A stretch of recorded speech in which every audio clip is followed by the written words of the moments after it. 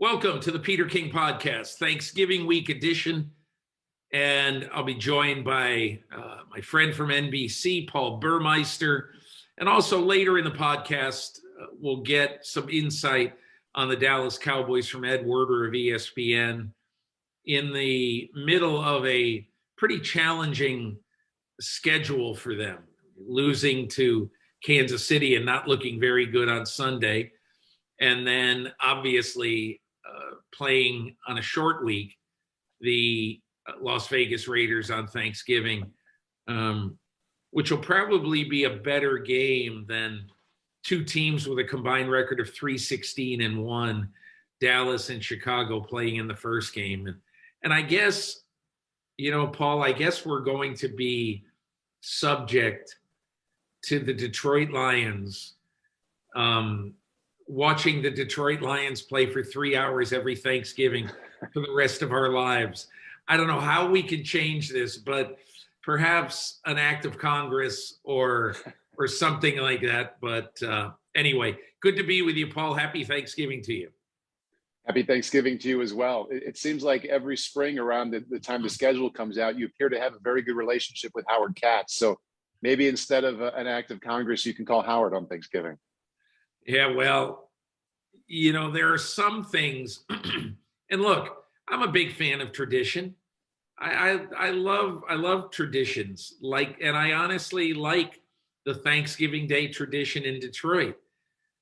I just wish that they weren't 0-9-1 every year, or they weren't.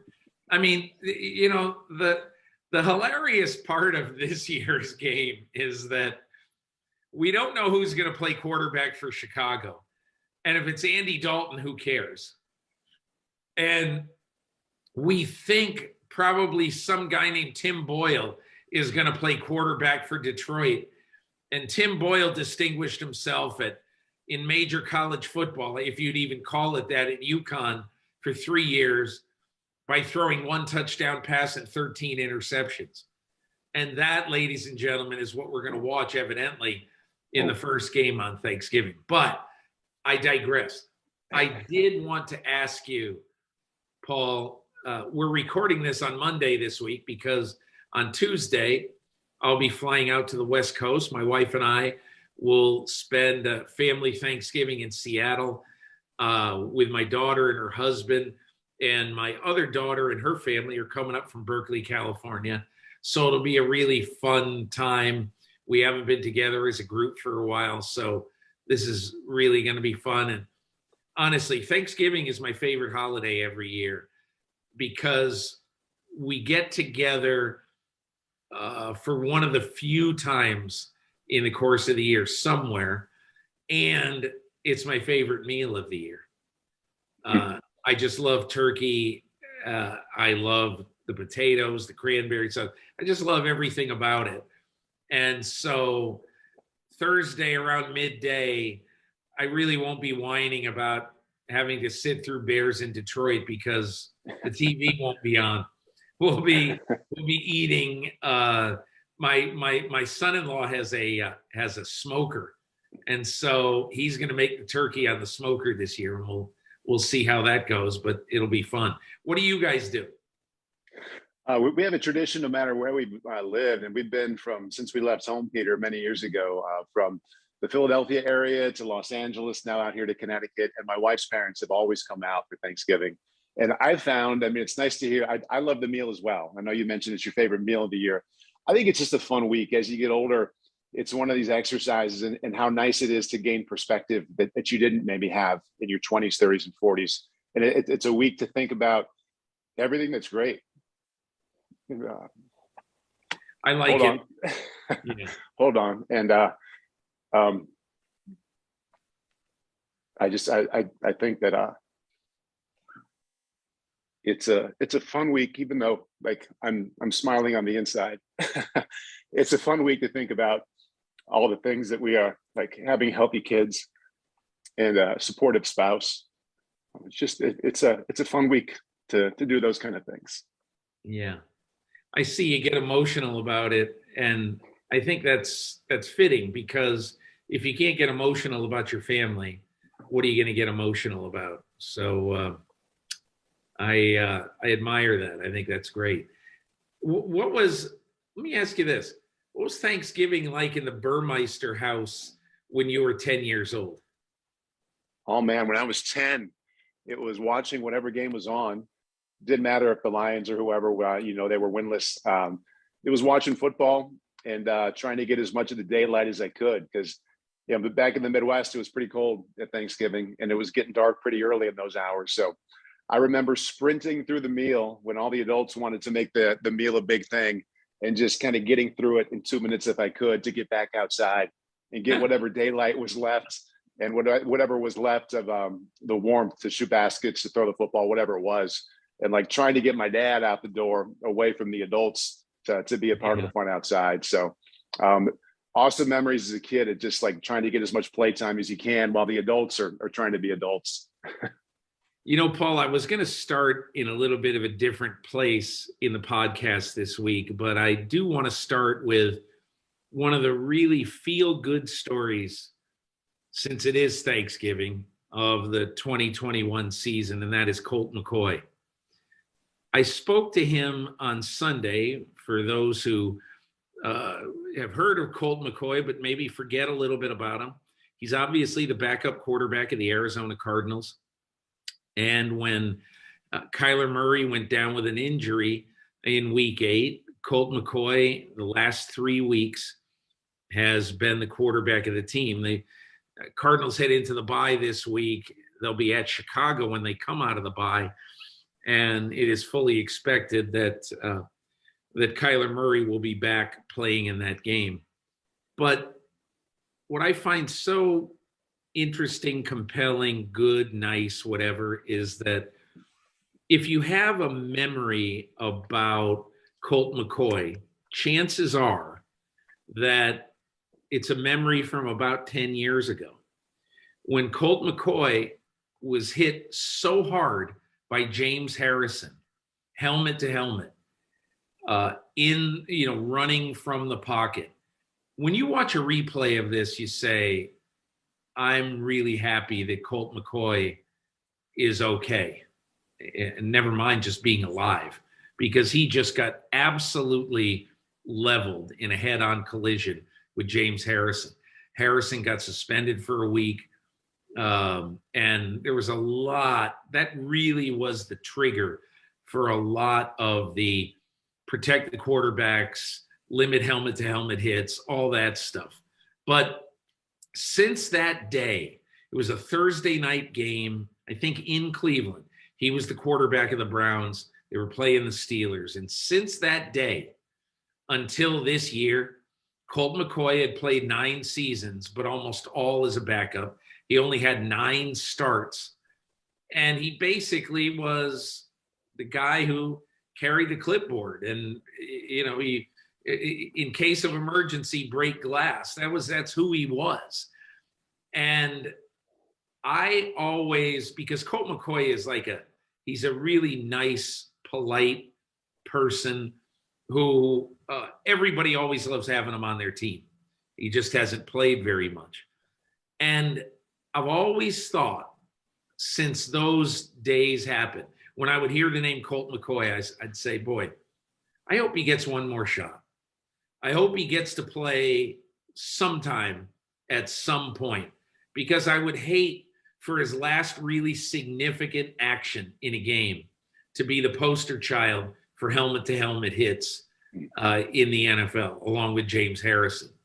So that's one of the reasons why when I saw Kyler Murray get hurt, I immediately thought, who's the backup there? Mm-hmm. You just forget where people go. Of course, yeah. And I said, oh, yeah, Colt McCoy signed there. And what was so great is that his first game, they go to San Francisco. They win. Big game, because obviously the 49ers are thinking, phew, no Kyler Murray. We're in good shape here. So he wins that game.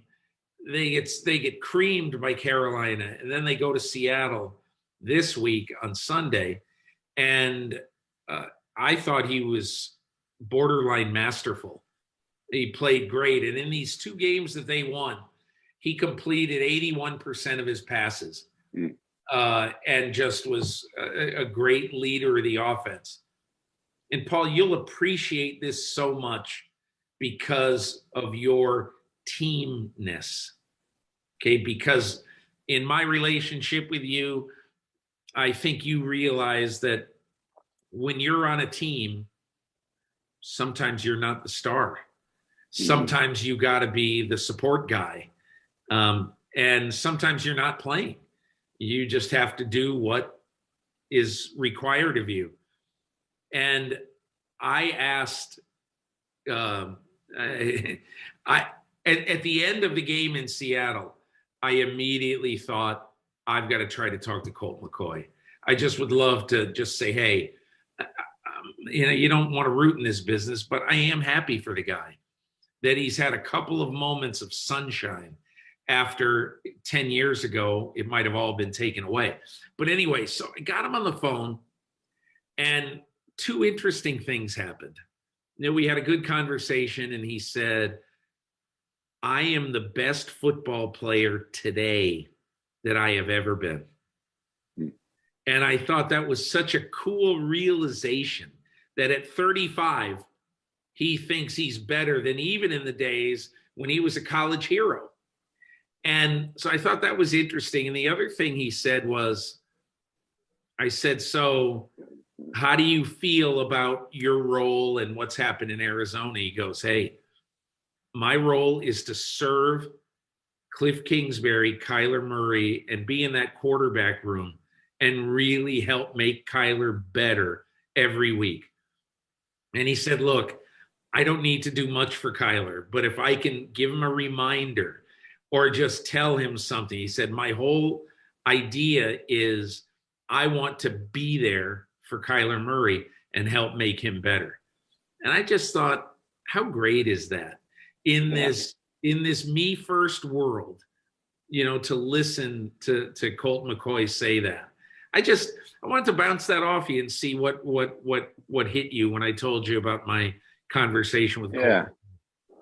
All kinds of thoughts. And number one, Peter, as I'm sitting here listening to you, it makes me think a couple months ago, we were talking about Zach Wilson, I believe, and one of the many layers we peeled off of that, I think we both said some version of, wouldn't it be nice if he had like a decade plus veteran in that room with him to help show him the ropes. When things are great, here's what you did really well. When things are not going well, why don't you work on this? And Colt can be that kind of guy for Kyler Murray. And a guy like Zach Wilson hasn't had that. So I remember the conversation we had about Zach, first of all. But second, as I watched Colt play yesterday, I thought, man, here's a guy in his 30s who's just so comfortable in his own skin at this point as a quarterback and so comfortable within the offense. He probably went into the season thinking, as you said, I'm just grateful to be in this organization where I can help a budding young star.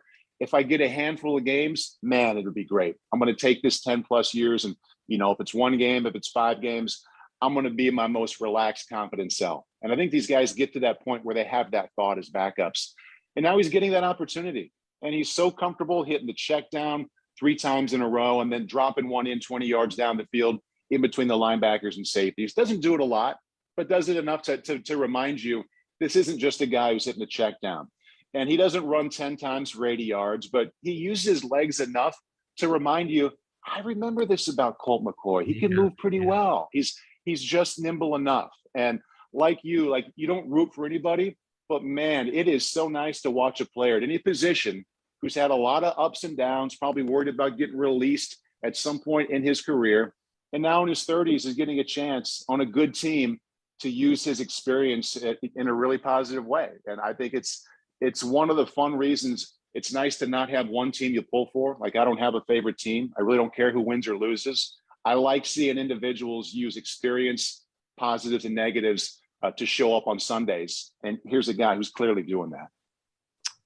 I want to move to a couple of other topics in the time we have, Paul.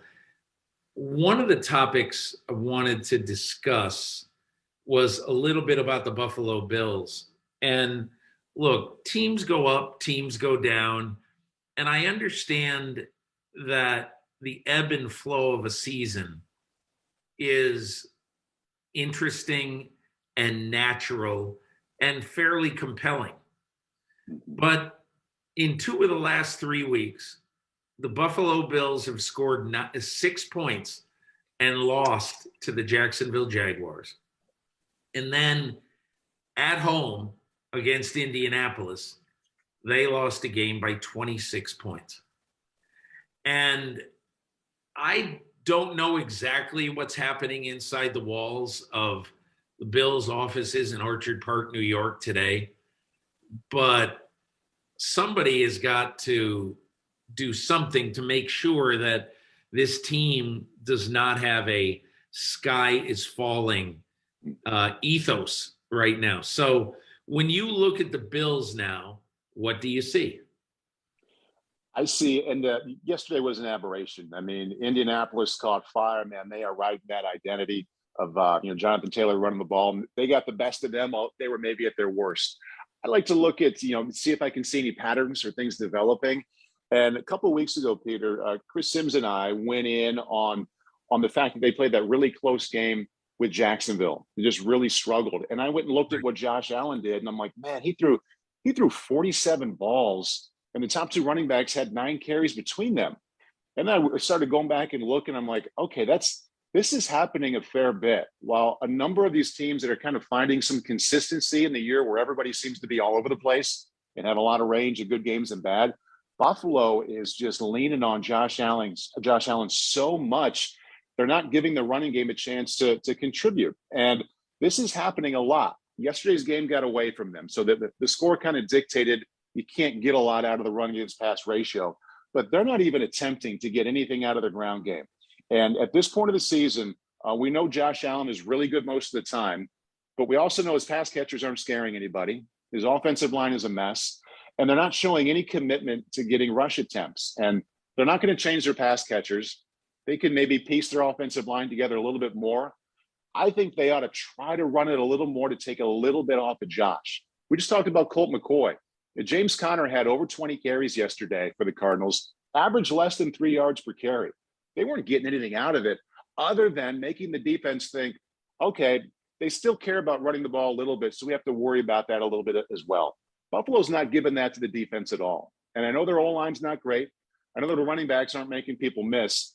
If they gave him 12 more carries a game and gave Josh 12 less attempts a game passing-wise, I'd like to see how that worked out. At this point, expecting Josh to be awesome all the time isn't working that well. I would like to see what they can do offensively if they just tried to run a few more times a game.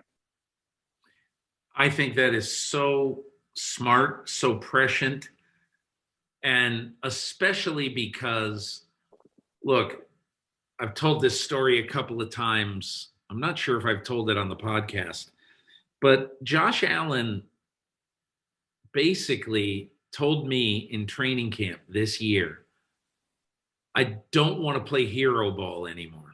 I don't want to go out and try to do too much. And in my opinion, you can see him force more balls this year than he did last year. And I absolutely, totally agree with you. Rely on your running game a little bit more. Take time. Be patient with your running game so that you can take the pressure off your passing game. I would say that. But, the other side of the ball on Sunday, that was one of the more interesting game plans I've seen in a while, because Frank Reich, the coach of the Colts, told me during the third quarter that they were running the ball so well that he said, I'm just not going to call a pass on first or second down anymore the rest of the game. And until I think 17 of his next 18 first or second downs, every one was a run. Wow. And the reason that he did that, obviously, Jonathan Taylor is doing well. But, Paul, if you've got a 24-7 lead, you're in the third quarter, you're in a place where you really, really want to take the crowd out of the game, keep the crowd out of the game. That's Buffalo, New York, Orchard Park, New York.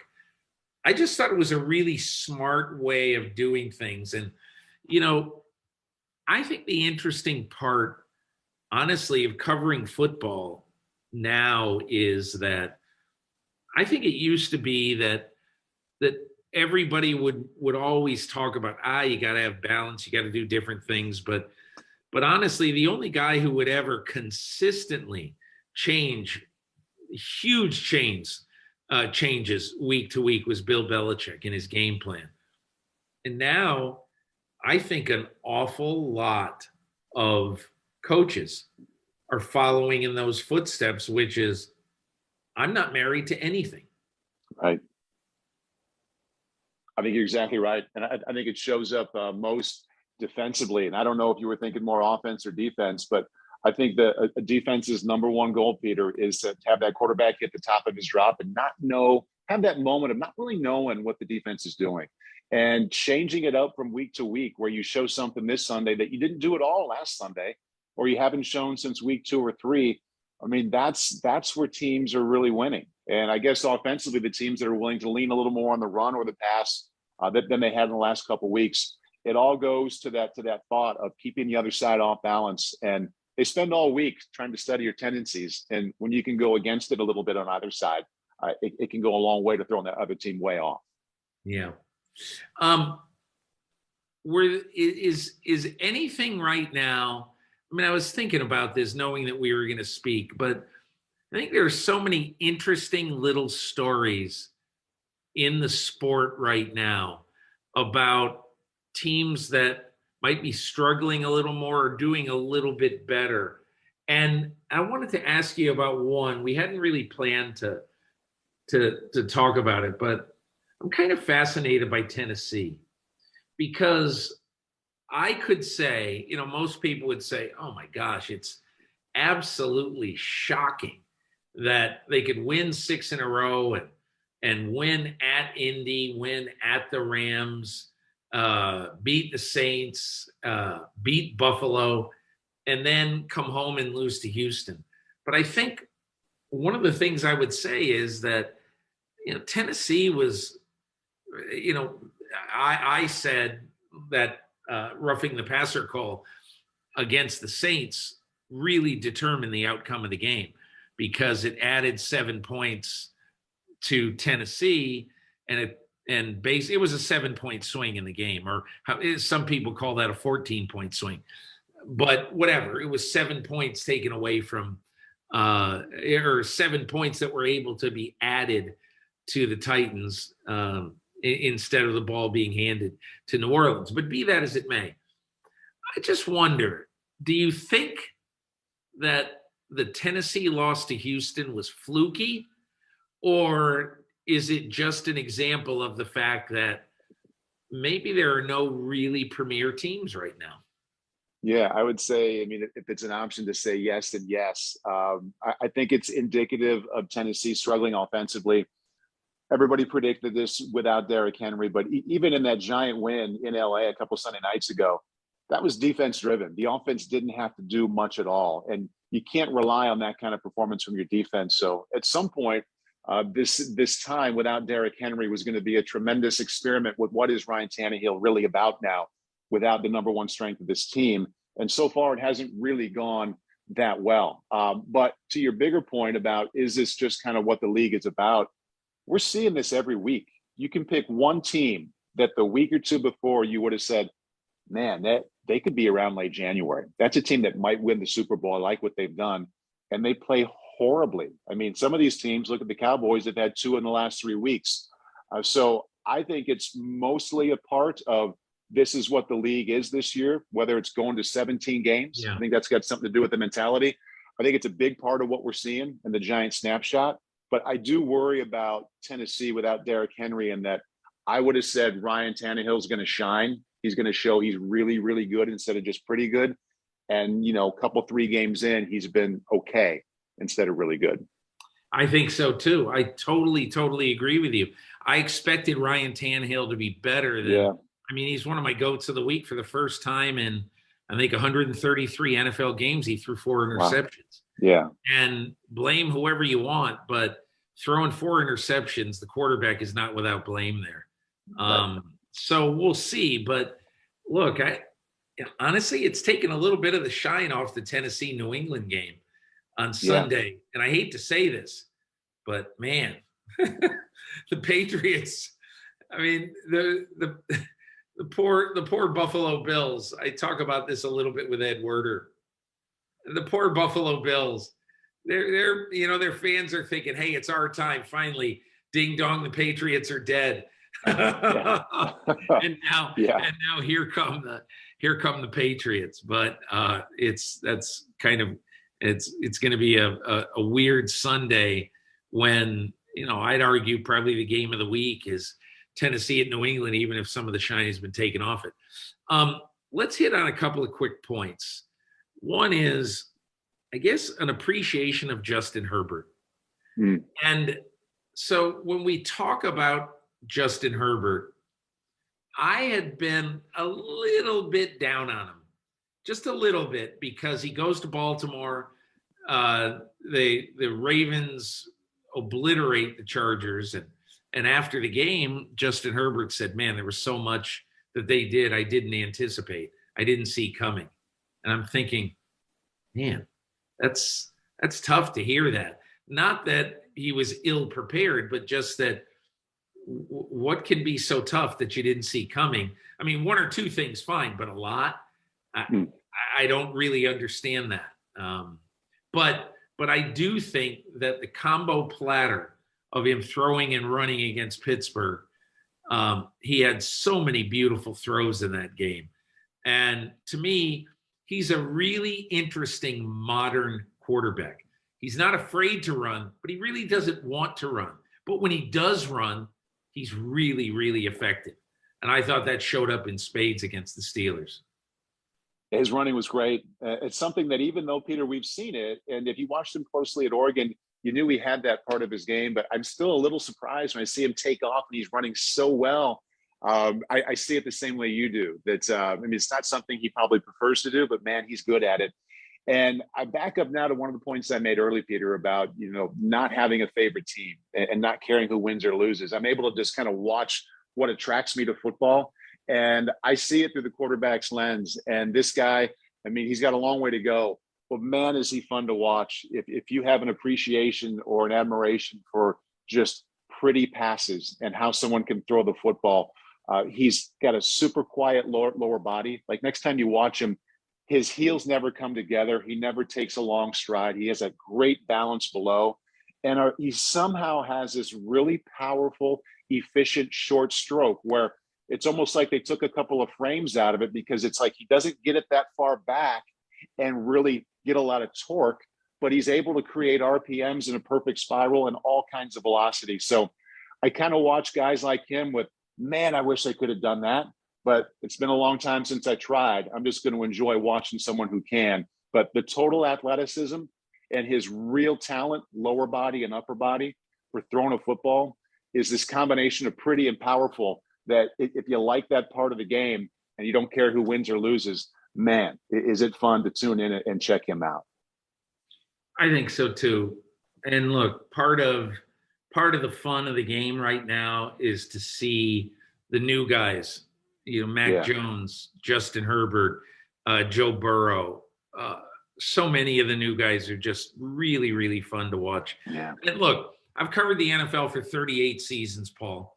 I have never seen a crop of quarterbacks from top to bottom that are as good as these.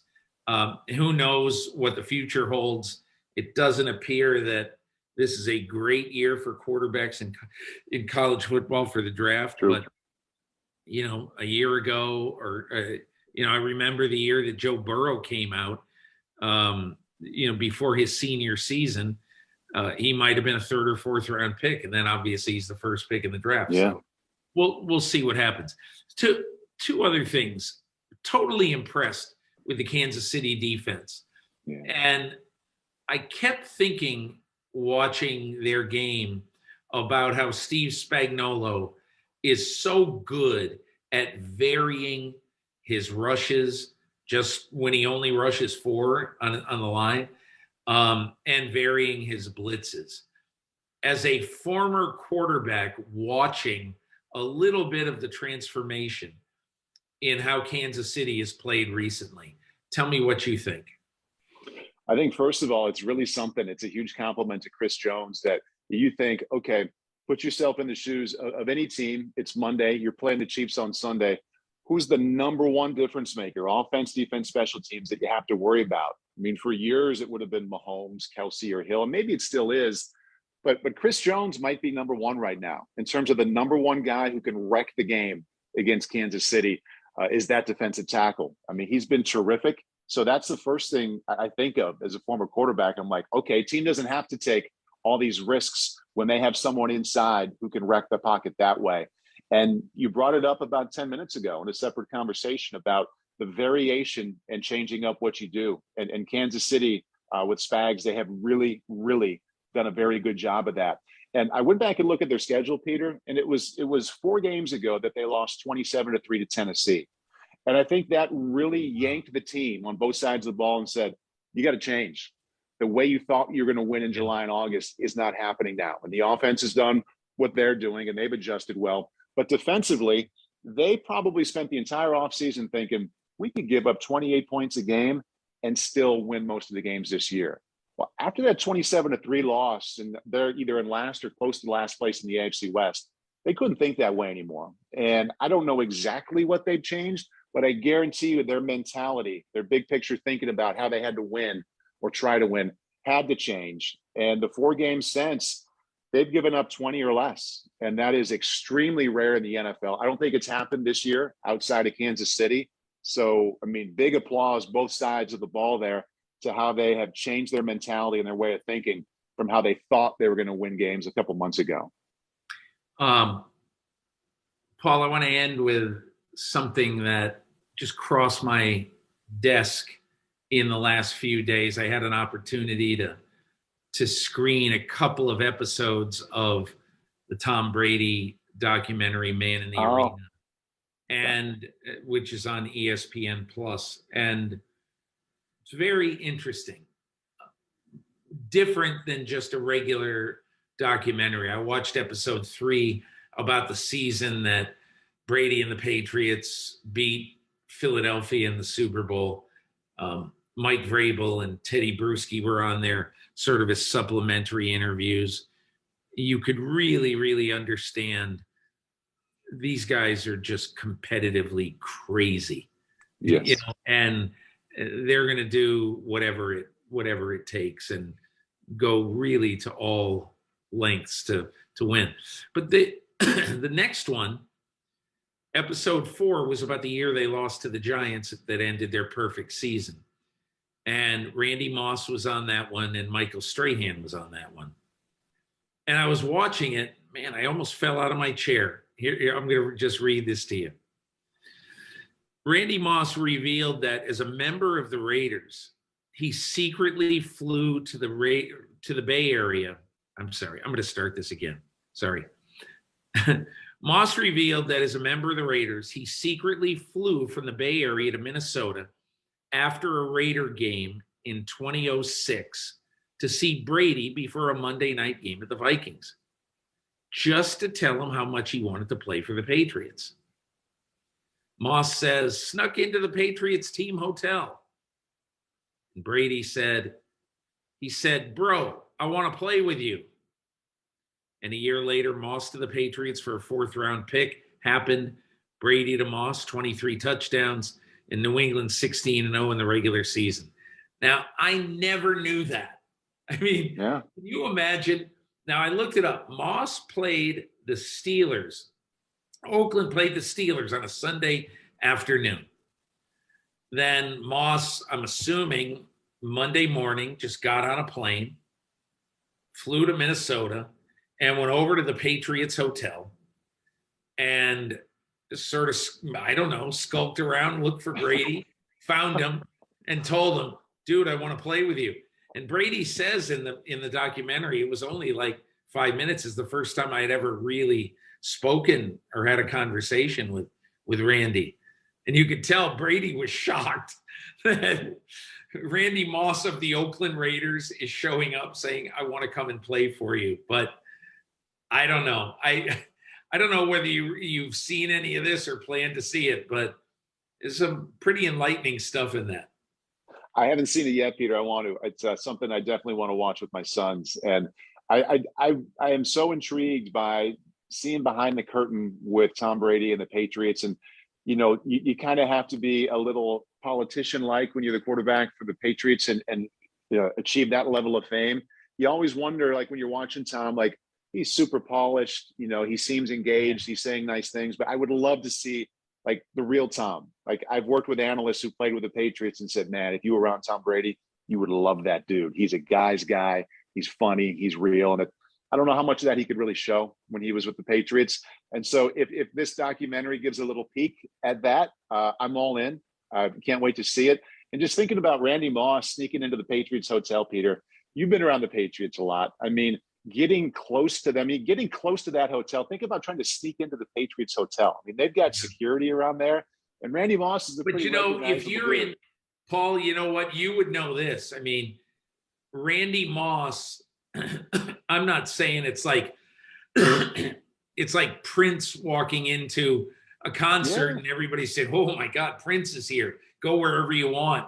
But I would assume it's going to be pretty hard for $11.50 or whatever it is, $14.50 hourly yellow-coated security guy who's from Minnesota to tell Randy Moss he can't go in there. True. But anyway, yeah, it was cool. I think you'll enjoy it. I can't wait to see it. Yeah, I think you'll enjoy it. Well, listen, Paul, thanks so much for joining me again this week. Have a great Thanksgiving with your family. Much appreciated. I love when we have our early week discussions to review what happened and to set up the next week. So thank you.